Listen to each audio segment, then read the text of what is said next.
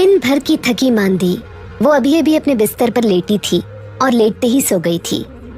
Municipal committee का दरोगा सफाई, जिसे वो सेठ जी के नाम से पुकारा करती थी, अभी अभी उसकी हड्डी पसलियां झंझोड़ कर शराब के नशे में चूर घर वापस गया था।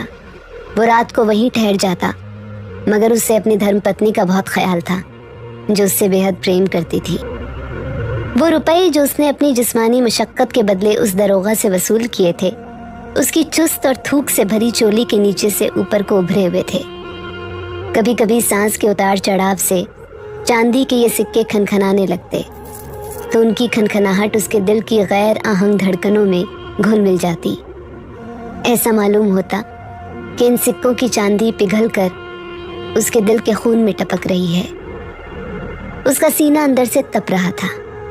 ये गर्मी कुछ तो उस ब्रांडी की वजह से थी, जिसका अद्धा दारोगा अपने साथ लाया था, और कुछ उस बेवड़ा का नतीजा था, जो सोडा खत्म हो जाने पर दोनों ने पानी मिलाकर पी थी। उस तरफ छोटे से दीवार गिर पर सिंगार का सामान रखा था। गालों पर लगाने की सुर्खी, होठों की सुर्ख बत्ती, पाउडर, कंघी और लोहे के पिन, जो वो गालिबन अपने जूड़े में लगाया करती थी।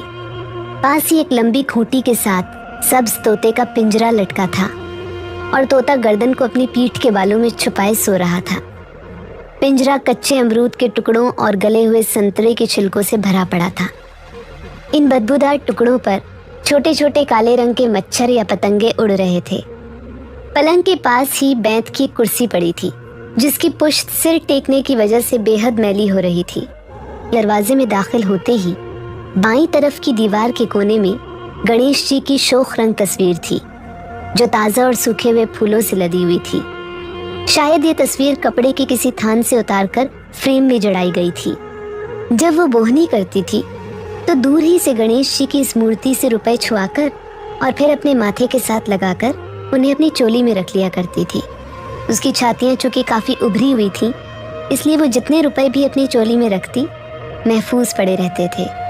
अलबत्ता कभी कभी जब माधव पूना से छुट्टी लेकर आता तो उसे अपने कुछ रुपए पलंग के पाए के नीचे उस छोटे से गड्ढे में छुपाने पड़ते थे, जो उसने खास इस काम के गरज से खोदा था।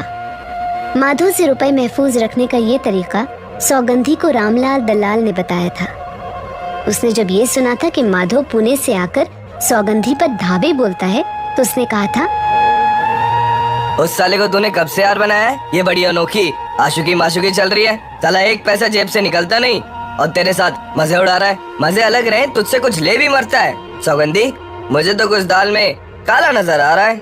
उस साले में जरूर कोई बात है जो तुझे भा गया है। 7 साल से ये धंधा कर रहा हूँ और तुम छोकरियों की सारी कमजोरियां जानता हूँ।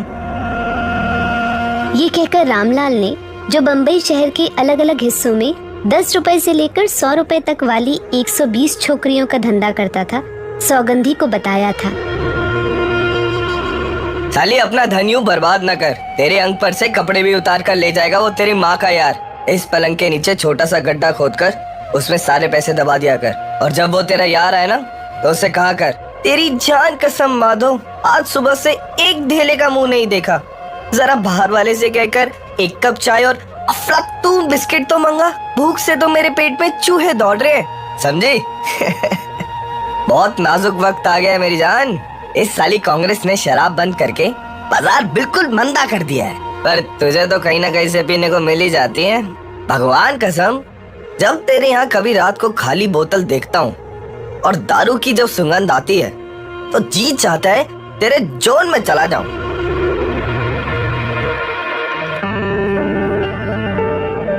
सौगंधी दिमाग से ज्यादा रहती थी, लेकिन जो ही कोई नर्मो नाजुक बात, कोई कोमल बोल उससे कहता तो झट पिघलकर वो अपने जिस्म के दूसरे हिस्सों में फैल जाती।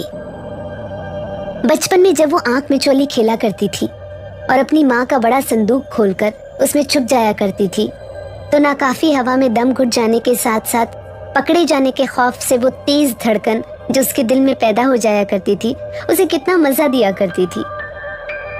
सौगंधी चाहती थी कि अपनी सारी जिंदगी किसी ऐसे ही संदूक में छुपकर गुजार दे, जिसके बाहर उसको ढूंढने वाले फिरते रहें। हर रोज रात को उसका पुराना या नया मुलाकाती उससे कहा करता था, सौगंधी मैं तुझसे प्रेम करता हूँ। और सौगंधी ये जानते हुए भी कि वो झूठ बोल रहा है, बस मोम हो जाती थी और ऐसा महसूस करती थी जैसे सचमुच उससे प्रेम किया जा रहा है। प्रेम कितना सुंदर बोल है। वो चाहती थी कि इस प्रेम को पिघलाकर अपने अंग अंग पर मल ले, इसकी अपने बदन पर मालिश कर ले कि ये सारे का सारा उसके मसामों में रच बस जाए, या फिर वो खुद उसके अंदर चली जाए, सिमट सिमटा कर उसके अंदर दाखिल हो जाए और ऊपर से ढकना बंद कर दे। कभी कभी वो प्रेम किए जाने का जज्बा उसके अंदर बहुत शिद्दत इख्तियार कर लेता, तो कई बार उसके जी में आता कि अपने पास पड़े हुए आदमी को अपनी गोद में लेकर थपथपाना शुरू कर दे और लोरियां देकर उससे अपनी गोद में ही सुला दे। प्रेम कर सकने की काबिलियत उसके अंदर इस कदर ज्यादा थी कि हर उस मर्द से जो उसके पास आता था वो मोहब्बत कर सकती थी और फिर उस मोहब्बत को निभा भी सकती थी। वो अब तक 4 मर्दों से अपना प्रेम निभा ही तो रही थी, जिनकी तस्वीरें उसके सामने दीवार पर लटक रही थी। हर वक्त ये एहसास उसके दिल में मौजूद रहता था कि वो बहुत अच्छी है। ये अच्छापन मर्दों में क्यों नहीं होता, ये बात उसकी समझ में नहीं आती थी। एक बार आईना देखते हुए बेख्तियार उसके मुंह से निकल गया था, सौगंधी, तुमसे जमाने ने अच्छा सलूक नहीं किया। सौगंधी से जब माधो की पहली मुलाकात हुई तो उसने कहा था, तुझे लाज नहीं आती अपना भाव करते? जानती है तू मेरे साथ किस चीज का सौदा कर रही और मैं तेरे पास क्यों आया? छी छी, 10 रुपए। और जैसा कि तू कहती है 2.5 रुपए दलाली के, बाकी रहे 7.5 रहे ना।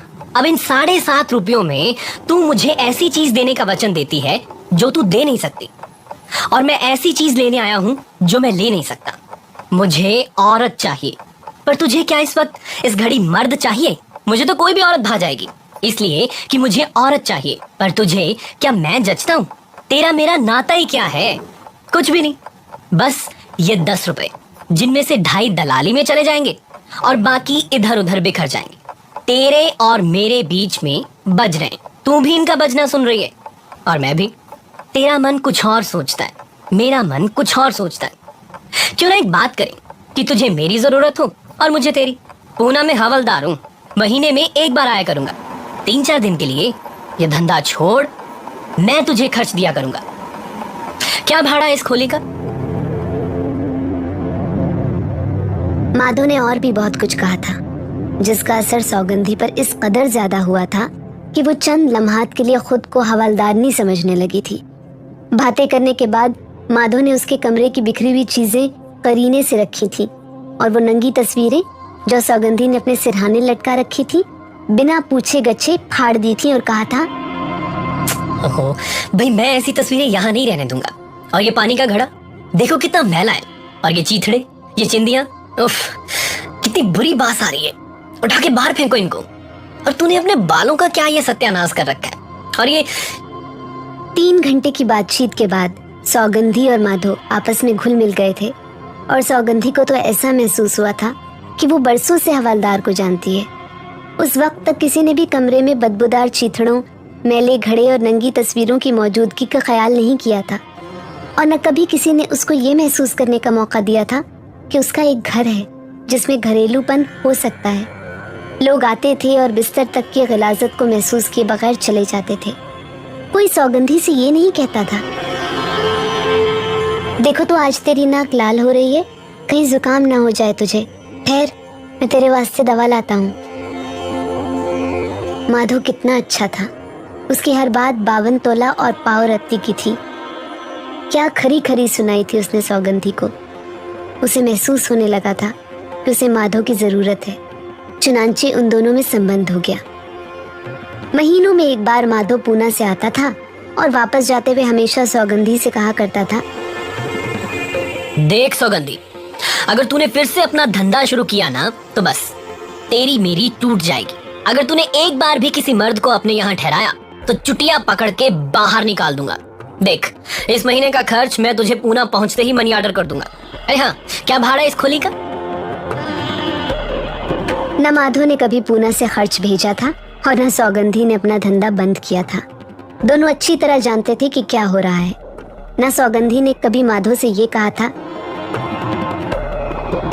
तू ये क्या टटर किया करता है, एक फुटी कौड़ी भी तो दी नहीं है तूने। दोनों झूठे थे, दोनों एक मुलम्मा की हुई जिंदगी बसर कर रहे थे। लेकिन सौगंधी खुश थी। जिसको असली सोना न मिले वो मुलम्मा किए हुए गहनों ही पर राजी हो जाया करता है। उस वक्त सौगंधी थकी मांदी सो रही थी। दरवाजे पर दस्तक हुई। रात के 2 बजे ये कौन आया? दरवाजे पर फिर दस्तक हुई। सौगंधी बिस्तर पर से उठी। उसका सर दर्द के मारे फटा जा रहा था। घड़े से पानी का एक डोंगा निकालकर उसने कुल्ली की और दूसरा डोंगा गटागट पीकर उसने दरवाजे का पट थोड़ा सा खोला और कहा, रामलाल। रामलाल जो बाहर से दस्तक देते देते थक गया था, भिन्ना कर कहने लगा, तुझे सांप सूंघ गया था क्या, या क्या हो गया था? 1 घंटे से बाहर खड़ा था, दरवाजा खटखटा रहा था, कहाँ मर गई थी? अंदर कोई है तो नहीं? जब सौगंधी ने कहा नहीं, तो रामलाल की आवाज फिर ऊंची हो गई। तो दरवाजा क्यों नहीं खोलती? भाई हद हो गई, क्या नींद पाई है? यूं एक एक छोरी उतारने में 2-2 घंटे सर खपाना पड़े तो मेरा धंधा तो हो चुका। अब तू मेरा मुंह क्या देख रही है? झटपट ये धोती उतार कर, वो फूलों वाली साड़ी पहन, पाउडर वाउडर लगाकर चल मेरे साथ। बाहर मोटर में एक सेठ बैठकर तेरा इंतजार कर रहे हैं। चल चल, एकदम जल्दी जल्दी कर। सौगंधी आराम कुर्सी पर बैठ गई और रामलाल आईने के सामने अपने बालों में कंघा करने लगा। सौगंधी ने तिपाई की तरफ हाथ बढ़ाया और बाम की शीशी उठाकर उसका ढकना खोलते हुए कहा, ए रामलाल, आज मेरा जी अच्छा नहीं। रामलाल ने कंघी दीवार गिर पर रखी और मुड़कर कहा, अब तो पहले ही कह दिया होता।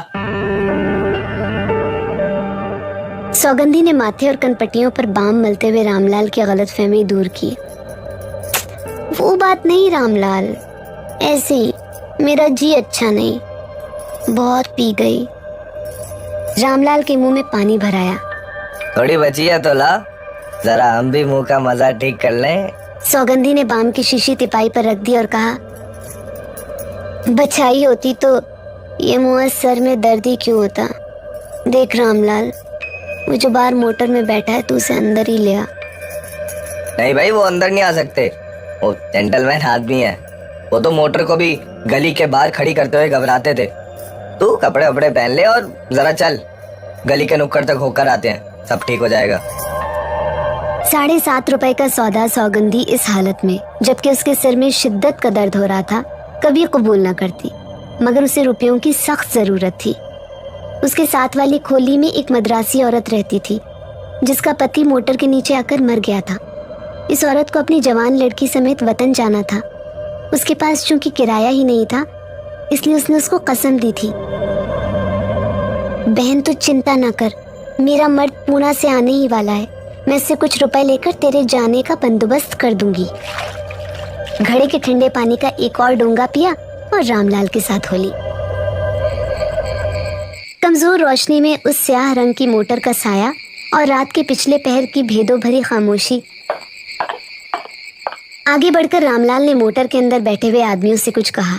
इतने में सौगंधी मोटर के पास पहुंच गई। रामलाल ने एक तरफ हटकर फिर कहा, लीजिए वो आ गई, बड़ी अच्छी छोकरी है, थोड़े ही दिन हुआ अभी धंधा शुरू किए। सौगंधी साड़ी का एक किनारा अपनी उंगली पर लपेटती हुई आगे बढ़ी और मोटर के दरवाजे के पास खड़ी हो गई। सेठ साहब ने बैटरी उसके चेहरे के पास रोशन की। एक लम्हे के लिए उस रोशनी ने सौगंधी की खुमार आलूद आंखों में चकाचौंध पैदा की। फिर बटन दबने की आवाज पैदा हुई और रोशनी बुझ गई और साथ ही सेठ के मुंह से आह निकली। फिर एकदम मोटर का इंजन फड़फड़ाया और मोटर ये जा वो जा। सौगंधी कुछ सोचनी भी ना पाई थी। उसकी आंखों में अभी तक बैटरी की तेज रोशनी घुसी हुई थी। वो ठीक तरह से सेठ का चेहरा भी ना देख सकी थी। आखिर ये क्या हुआ? इस ऊह का क्या मतलब था? ऊह जो अभी तक उसके कानों में भिनभिना रही थी। क्या क्या? उसे रामलाल दल्लाल की आवाज सुनाई दी। पसंद नहीं किया तुझे? अच्छा भाई, मैं चलता हूँ, 2 घंटे मुफ्ती में बर्बाद किए। ये सुनकर सौगंधी की टांगों में, उसकी बाहों में, उसके हाथों में एक जबरदस्त हरकत पैदा हुई। कहाँ है वो मोटर? कहाँ है वो सेठ? तो का मतलब ये है कि उसने मुझे पसंद नहीं किया। उसकी गाली उसके पेट के अंदर से उठी और जुबान की नोक पर आकर रुक गई। वो आखिर गाली देती किसको? मोटर तो जा चुकी थी। शर्मिंदगी दूर करने के लिए उसने सोचा, मैंने उस मुए को दिखाने के लिए थोड़ी ही अपने आप को सजाया था। ये तो मेरी आदत है। मेरी क्या, सबकी यही आदत है।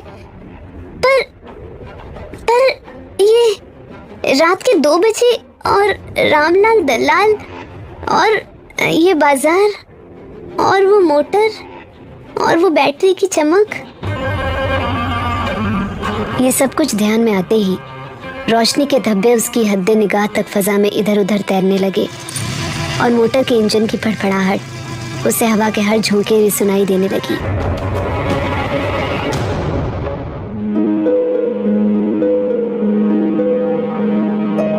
सौगंधी सोच रही थी और उसके पैर के अंगूठे से लेकर सिर की चोटी तक गर्म लहरें दौड़ रही थी।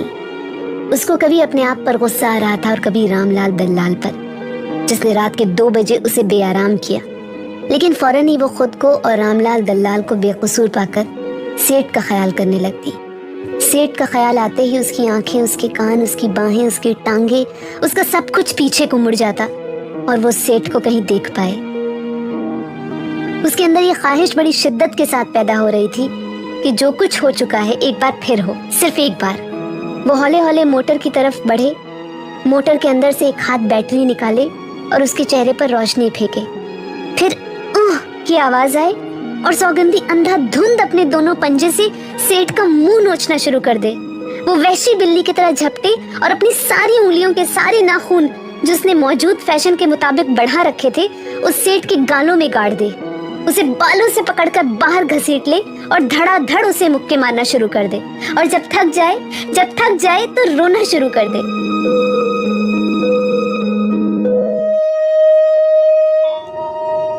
उसका दिल, ये क्या हो गया है उसके दिल को? आज ये क्या रोग लग गया है उसके दिल को? अच्छा भला चलता चलता रुककर धड़ धड़ क्यों करने लगता है? बिल्कुल उसके उस घिसे हुए रिकॉर्ड की तरह जो सुई के नीचे घूमता घूमता एक जगह आकर रुक जाता था और रात कटी गिन गिन तारे कहता कहता तारे तारे की रट लगाने लगता था। आसमान तारों से अटा हुआ था। सौगंधी ने उनकी तरफ देखा और कहा, कितने सुंदर हैं। वो चाहती थी कि अपना ध्यान किसी और तरफ पलट दे, पर जब उसने सुंदर कहा तो झट से यह ख्याल उसके दिमाग में कूदा, ये तारे तो सुंदर हैं, पर तू कितनी भोंडी है। अभी अभी तो तेरी सूरत को फटकारा गया है। सौगंधी तू बदसूरत नहीं है। ये ख्याल आते ही वो तमाम अक्स एक एक करके उसकी आंखों के सामने आने लगे जो इन 5 बरसों के दौरान में वो आईने में देख चुकी थी। वो सोचने लगी कि वो क्यों चाहती है कि कोई उसकी तारीफ करे। इससे पहले उसे इस बात की इतनी शिद्दत से जरूरत महसूस नहीं हुई थी। सौगंधी का जी चाह रहा था कि उसके जिस्म का हर मसाम खुल जाए और जो कुछ उसके अंदर उबल रहा है मसामों के रास्ते बाहर निकल आए। पर ये कैसे हो? उसकी जबरदस्त आरज़ू थी कि मोटर एक बार फिर आए और ना आए बला से। मैं अपनी जान क्यों बेकार हलकान करूं? घर चलते हैं और आराम से लंबी तान कर सोते हैं। इन झगड़ों में रखा ही क्या है? मुफ्त का दर्द ही तो है। चल सौगंधी, घर चल, ठंडे पानी का एक डोंगा पी और थोड़ा सा बाम मलकर सो जा। फर्स्ट क्लास नींद आएगी और सब ठीक हो जाएगा। सेठ और उसकी मोटर की ऐसी की तैसी। ये सोचते हुए उसके ख्यालात का बोझ हल्का हो गया, जैसे वो किसी ठंडे तालाब से नहा धोकर बाहर निकली हो। जिस तरह पूजा करने के बाद उसका जिस्म हल्का हो जाता था, उसी तरह अब उसका जिस्म हल्का हो गया था। जब वो घर की तरफ चलने लगी तो ख्यालात का बोझ न होने की वजह से उसके कदम कई बार लड़खड़ाए। इसी उधेड़-बुन में वो दूसरी मंजिल पर अपनी खोली के पास पहुंच गई। चोली में से चाबी निकालकर उसने ताला खोलने के लिए हाथ बढ़ाया तो चाबी हवा ही में घूम कर रह गई। कुंडे में ताला नहीं था। सौगंधी ने किवाड़ अंदर की तरफ धकेला तो हल्की सी चरचराहट पैदा हुई। अंदर से किसी ने कुंडी खोली तो दरवाजे ने जमाई ली। सौगंधी अंदर दाखिल हो गई। माधव मूंछों में हंसा और दरवाजा बंद करके सौगंधी से कहने लगा, तो आज तूने मेरा कहा मान ही लिया। सुबह की सैर तंदुरुस्ती के लिए बड़ी अच्छी होती है। हर रोज इसी तरह सुबह उठकर घूमने जाया करेगी तो तेरी सारी सुस्ती दूर हो जाएगी और वो तेरी कमर का दर्द भी गायब हो जाएगा, जिसकी बाबत तू आए दिन शिकायत किया करती है। विक्टोरिया गार्डन तक तो आई होगी ना तुम, क्यों? माधव बेत की कुर्सी पर बैठ गया, जिसकी पुश्त पर उसके तेल में चिपड़े हुए सिर ने मैल का एक बहुत बड़ा धब्बा बना रखा था। फिर वो टांग पर टांग रखकर अपनी मूंछों पर उंगलियां फेरने लगा।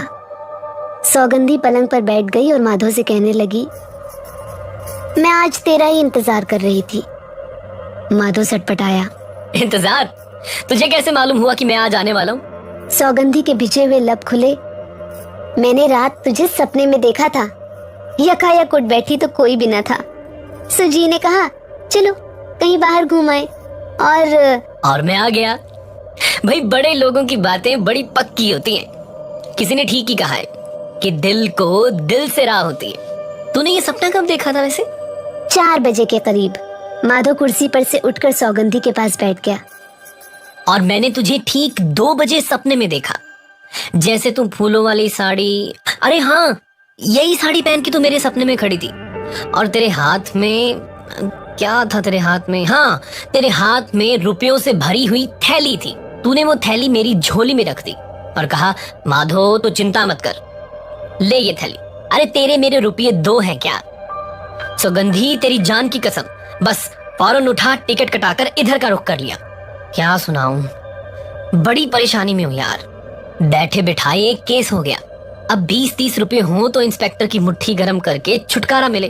थक तो नहीं गई तू?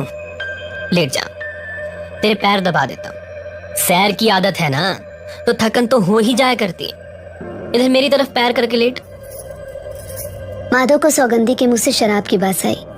उसने ये मौका अच्छा समझा और झट से कहा, दोपहर की गाड़ी से वापस जाना पड़ेगा। अगर शाम तक इंस्पेक्टर को 150 ना थमाए तो ज्यादा देने की जरूरत नहीं। मैं समझता हूँ 50 में काम चल जाएगा। 50? ये कहकर सौगंधी बड़े आराम से उठी और 4 तस्वीरों के पास आहिस्ता आहिस्ता गई जो दीवार पर लटक रही थी। बाएं तरफ से तीसरे फ्रेम में माधव की तस्वीर थी। बड़े बड़े फूलों वाले पर्दे के आगे कुर्सी पर वो अपने दोनों घुटनों पर हाथ रखे बैठा था। तस्वीर उतरवाते वक्त तस्वीर उतरवाने का ख्याल माधव पर इस कदर गालिब था कि उसका हर शय तस्वीर से बाहर निकल निकल कर पुकार रही थी, हमारा फोटो उतरेगा, हमारा फोटो उतरेगा। कैमरे की तरफ माधव आंखें फाड़ फाड़ कर देख रहा था। ऐसा मालूम होता था कि फोटो उतरवाते वक्त उसे बहुत तकलीफ हुई होगी। सौगंधी खिलखिलाकर हंस पड़ी। उसकी हंसी कुछ ऐसी तीखी और नुकीली थी कि माधव को सुइयां सी चुभने लगी। पलंग पर से उठकर वो सौगंधी के पास गया। किसकी तस्वीर देखकर तो इस कदर जोर से हंसी है? सौगंधी ने बाएं हाथ की पहली तस्वीर की तरफ इशारा किया जो म्यूनिसिपैलिटी के दारोगा सफाई की थी। इसकी, म्यूनिसिपैलिटी के दरोगा की। जरा देख तो इसका थोबड़ा। कहता था एक रानी उस पर आशिक हो गई है। ये मुंह और मसूर की दाल। ये कहकर सौगंधी ने फ्रेम को इस जोर से खींचा कि दीवार में से कील भी प्लास्टर समेत उखड़ गई। माधव की हैरत अभी दूर न हुई थी कि सौगंधी ने फ्रेम को खिड़की से बाहर फेंक दिया। 2 मंजिलों से ये फ्रेम नीचे जमीन पर गिरा और फिर कांच टूटने की झनकार सुनाई दी। सौगंधी ने झनकार के उठते ही कहा, रानी भंगन कचरा उठाने आएगी तो मेरे इस राजा को भी साथ ले जाएगी।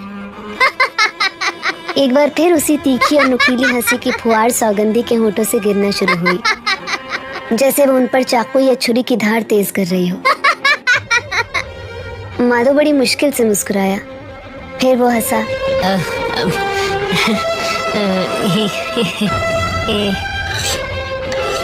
सौगंधी ने दूसरा फ्रेम भी नोच लिया और खिड़की से बाहर फेंक दिया। इस साले का यहाँ क्या मतलब है? भोंडी शक्ल का कोई आदमी यहाँ नहीं रहेगा। क्यों माधव?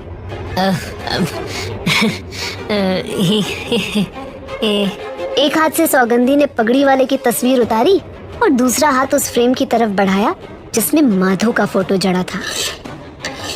माधव अपनी जगह पर सिमट गया, जैसे सौगंधी का हाथ उसकी तरफ बढ़ रहा हो। एक सेकंड में फ्रेम कील समेत सौगंधी के हाथ में था। जोर का कहकहा लगाकर सौगंधी ने ओह! और दोनों फ्रेम एक साथ खिड़की में से बाहर फेंक दिए। 2 मंजिलों से जब दोनों फ्रेम जमीन पर गिरे और कांच टूटने की आवाज आई तो माधव को ऐसा मालूम हुआ कि उसके अंदर कोई चीज टूट गई है। बड़ी मुश्किल से उसने हंसकर कहा, ये तूने अच्छा किया, मुझे भी ये फोटो पसंद नहीं थी। सौगंधी आहिस्ता आहिस्ता माधव के पास आई और कहने लगी, तुझे ये फोटो पसंद नहीं था, पर मैं पूछती हूँ, तुझमें ऐसी कौन सी चीज है जो किसी को पसंद आ सकती है? ये तेरी पकोड़ा ऐसी नाक, ये तेरे बालों भरा माथा, ये तेरे सूजे हुए नथुने, ये तेरे मुड़े हुए कान, ये तेरे मुंह की बास, ये तेरे बदन का मैल। तुझे अपना फोटो पसंद नहीं था? ओह! पसंद क्यों होता? तेरे ऐप जो छुपा रखे थे इसने। आजकल जमाना ही ऐसा है, जो ऐप छुपाए वही बुरा। माधव पीछे हटता गया। आखिर जब वो दीवार के साथ जा लगा तो उसने अपनी आवाज में जोर पैदा करके कहा, देख सौगंधी, मुझे ऐसा दिखाई देता है कि तूने फिर से अपना धंधा शुरू कर लिया। अब मैं तुझसे आखिरी बार कहता हूं। अगर तूने फिर से अपना धंधा शुरू किया तो बस तेरी मेरी टूट जाएगी। अगर तूने फिर किसी को अपने यहाँ ठहराया तो मैं चुटिया से पकड़कर तुझे बाहर निकाल दूंगा। इस महीने का खर्च मैं तुझे पूना पहुँचते ही मनी ऑर्डर कर दूंगा। हाँ, क्या भाड़ा है इस खोली का? माधव चकरा गया। सौगंधी ने अब अपनी आवाज में कहना शुरू किया, मैं बताती हूँ, 15 रुपए भाड़ा है इस खोली का और 10 रुपए भाड़ा है मेरा। और जैसा कि तुझे मालूम है, 2.5 रुपए दलाल के, बाकी रहे 7.5। रहे ना 7.5। इन 7.5 रुपए में मैंने तुझे ऐसी चीजें देने का वचन दिया था जो मैं तुझे दे ही नहीं सकती थी, और तू ऐसी चीज लेने आया था जो तू ले ही नहीं सकता था। तेरा और मेरा नाता ही क्या था? कुछ भी नहीं। बस 10 रुपए तेरे और मेरे बीच में बज रहे थे। पहले तेरे और मेरे बीच में 10 रुपए बजते थे, आज 50 रुपए बज रहे हैं। तू भी इनका बजना सुन रहा है और मैं भी इनका बजना सुन रही हूँ। ये तूने अपने बालों का क्या सत्यानाश कर रखा है? ये कहकर सौगंधी ने माधव की टोपी उंगली से एक तरफ उड़ा दी। माधव को सौगंधी की हरकत बहुत नागवार गुजरी। उसने बड़ी कड़े लहजे में कहा, सौगंधी। सौगंधी ने माधव की जेब से रुमाल निकालकर सूंघा और फिर फर्श पर फेंक दिया। ये चिथड़े, ये चिंदियां, उफ, कितनी बास आती है। उठाकर बाहर फेंको इन्हें। सौगंधी। सौगंधी के बच्चे, तू आया किस लिए यहाँ? तेरी माँ रहती है इस जगह जो तुझे 50 रुपए देगी, या तू कोई ऐसा बड़ा गबरू जवान है जो मैं तुझ पर आशिक हो गई हूँ? कुत्ते कमीने, मुझ पर रौब गांठता है। मैं तेरी दबेल हूँ क्या? भिखमंगे, तू अपने आप को समझ क्या बैठा है? मैं पूछती हूँ, तू है कौन? चोर या गटकतरा? इस वक्त तू मेरे मकान में करने क्या आया था? बुलाओ पुलिस को। पूना में तुझ पर केस होना हो, यहाँ तुझ पर एक केस मैं खड़ा कर दूंगी। माधव सहम गया। दबे हुए लहजे में वो सिर्फ इस कदर कह सका, सौगंधी, तुझे क्या हो गया? तेरी माँ का सिर। तू होता कौन है मुझसे ऐसे सवाल करने वाला? भाग यहाँ से, वरना। सौगंधी की बुलंद आवाज सुनकर उसका खारिज ज़दा कुत्ता जो सूखे हुए चप्पलों पर मुंह रखे सो रहा था, हड़बड़ा कर उठ बैठा और उसने माधव की तरफ मुंह उठाकर भौंकना शुरू कर दिया। कुत्ते के भौंकने के साथ ही सौगंधी जोर से हंसने लगी। माधव डर गया। गिरी हुई टोपी उठाने के लिए वो झुका तो उसे सौगंधी की गरज सुनाई दी। खबरदार, पड़ी रहने दे वहीं। तू जा, तेरे पूना पहुंचते ही मैं से मनी ऑर्डर करा दूंगी। ये कहकर सौगंधी जोर से हंसी और हंसते हंसते कुर्सी पर बैठ गई। उसके खारिज ज़दा कुत्ते ने भौंक भौंक कर माधव को कमरे से बाहर निकाल दिया। माधव को सीढ़ियां उतारकर जब कुत्ता अपनी टुन मुंड दुम हिलाता सौगंधी के पास वापस आया और उसके कदमों के पास बैठकर अपने कान फड़फड़ाने लगा तो सौगंधी चौंकी।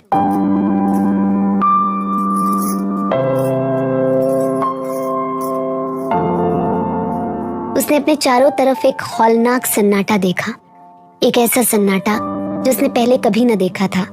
उसे ऐसा लगा कि हर शय खाली है, जैसे मुसाफिरों से लदी हुई रेलगाड़ी सब स्टेशनों पर मुसाफिरों को उतारकर अब लोहे के शेड में बिल्कुल अकेली खड़ी है। ये खालीपन जो अचानक सौगंधी के अंदर पैदा हो गया था उसे बहुत तकलीफ दे रहा था।